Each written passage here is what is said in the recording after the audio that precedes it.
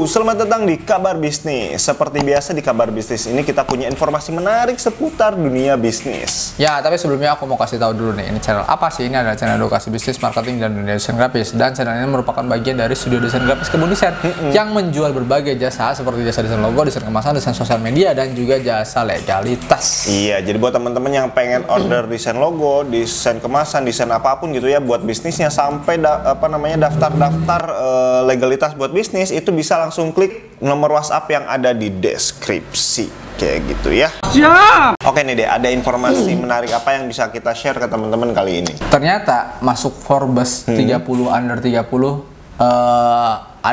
tetap ada kemungkinan untuk ditahan. Oh gitu ya.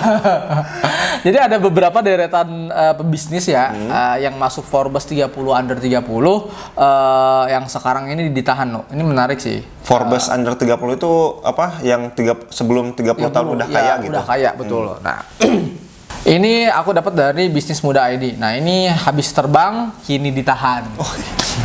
Anak muda lah kan, anak muda berpengaruh ditangkap karena kasus online. Siapa sih yang nggak pengen masuk ke dalam deretan prestis seperti Forbes 30-30? Nah, buat yang belum tahu nih ya, Forbes 30 under 30 ini adalah tokoh pebisnis yang di bawah 30 tahun usianya, yang mempunyai pengaruh besar di masyarakat yang menurut majalah Forbes. Tapi ternyata perilaku penerima penghargaan ini jauh panggang dari berarti apa ya? Jauh dari pandangan kita, ya jelek lah seperti itu. Oh, jadi tampil di layar, tampil di media sosial itu kayak semacam berpengetahuan tinggi, berperilaku baik, sehingga bisa sukses gitu ya, pekerja keras. Taunya ternyata tidak seperti itu. Ya, berbalik gitu ya. Oke, kita bahas satu-satu. Yang pertama ada Charlie Javis. Ini dia merupakan alumni Forbes 30 under 30 2019 finance ya, usaha finance ya. Nah, si Charlie Javis ini merupakan pendiri perusahaan fintech Frank ya. Javis digugat JP Morgan karena dituduh membuat daftar pelanggan palsu hingga 4,2 juta orang sehingga menarik untuk diakuisisi. Gila, bikin daftar 4,2 juta orang. Ya, bikin database palsu gitu ya. Sehingga ketika ada investor, wah database-nya udah bagus nih. Gimana kalau saya beli sahamnya atau gimana kalau saya beli itu? Ya udah, nggak apa-apa. Taunya palsu datanya. Udah dibeli perusahaannya pasti ini mah data palsu semua. Wow, gitu kan. Tapi memang bener sih ya. Mungkin karena tren usaha yang memang mencari investor valuasi, karena ada kesempatan dan celah itu, dia mungkin menggunakan cara-cara yang licik tadi. Wah, bisa gampang nih kita manipulasi aja biar kita dapat duit. Iya. Ya pasti dia pintar dong bisa sampai bikin data palsu gitu ya, database palsu gitu. Dia pintar tapi ya tidak bermoral kalau kayak gitu. Padahal ya orang tua kita dulu ya, esensi bisnis itu yang pertama adalah ada customer, ada penjual, dan ada barang yang diperjualbelikan. Dan intinya si penjual ini harus dapat omset, dan omsetnya tentunya harus untung, jangan sampai rugi gitu kan. Dalam artian kan harus ada profit. Itu kan esensi bisnis yang paling paling dasar gitu kan ya. Nah, di zaman sekarang malah mencari valuasi. Mungkin karena pengen cepet kalian ya, pengen cepet bertumbuh. Tapi padahal si bisnis itu belum melakukan atau mendapatkan profit sama sekali. Iya.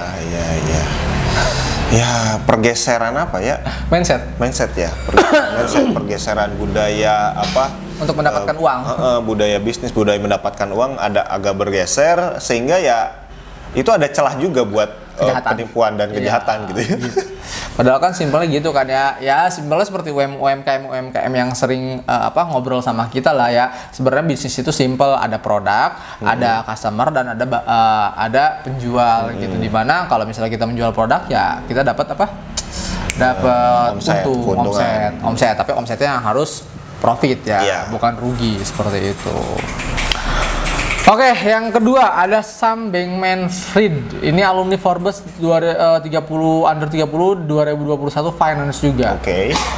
Sambank adalah pendiri bursa kripto FTX hingga menjadikannya memiliki kekayaan mencapai 413 triliun.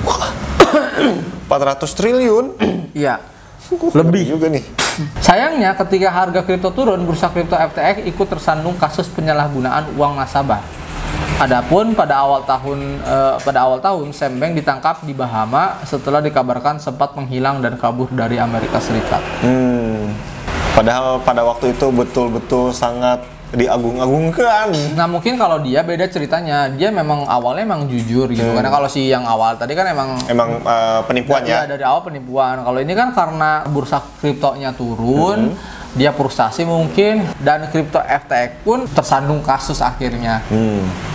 Ya karena mungkin dia panik, wah harga kripto turun nih, ya udahlah kayak dulu dana nasabah. Ya itu, ya namanya juga bisnis gitu ya. Ya gitulah, ada naik ada turun, ketika turun kesandung juga gitu. Iya.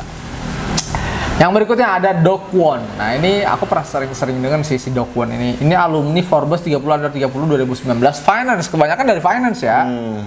Mungkin uang memang godaan terbesar kali.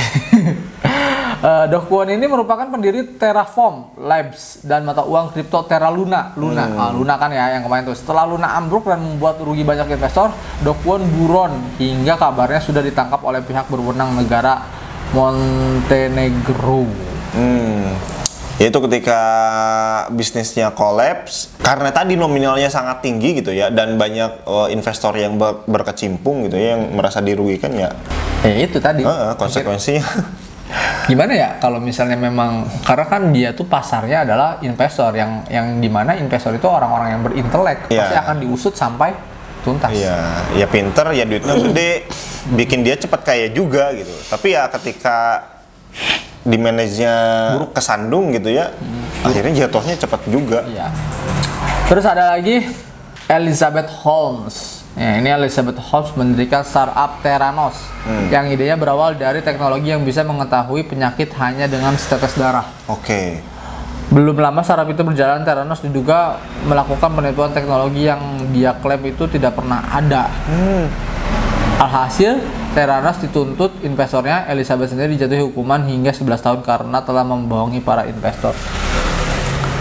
Gila sih emang, dari setetes darah bisa ketahuan penyakitnya, itu risetnya gimana? Jadi segala penyakit bisa ketahuan dalam satu tetes darah.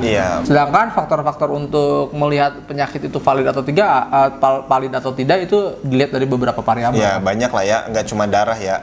Soalnya kemarin juga pas kita cek darah anak-anak, itu kan ketahuan, oh ini dia itu kayak misalkan kurang apa, cuman nggak semuanya. Wah, kamu ini begadang ya? Iya ketahuan, soalnya tensinya rendah gitu kan. Ada tensi kan. Kayak gitu. Itu dia ya, ternyata menjadikan kamu masuk ke Forbes 30 Under 30 tidak menutup kemungkinan untuk kamu ditahan. Jadi hati-hati terhadap perilakumu di luar. Kalaupun punya banyak duit nih buat UMKM yang udah ngerasa udah ada di atas angin, ya jangan melakukan hal-hal yang tidak baik lah. Ternyata ketika kasusnya cepatnya naik, ketika di atas itu nggak hati-hati, ternyata bisa cepat turun juga gitu ya. Ya memang ada istilah sih, cepat naik, cepat turun. Gitu ya. Jadi ya kita slow aja. Tapi slow aja harus gini ya, jangan sampai slow. Oke, itu mudah-mudahan bermanfaat ya video kali ini. Jika dirasa suka, jangan lupa di like, di komen, di subscribe. Dan jangan lupa juga di share ke teman-teman kamu supaya video ini bermanfaat dan ngasih informasi yang menarik ke teman-teman yang lain. Serta kalau pengen mendukung channel ini bisa klik tombol dolar yang ada di bawah kayak gitu ya.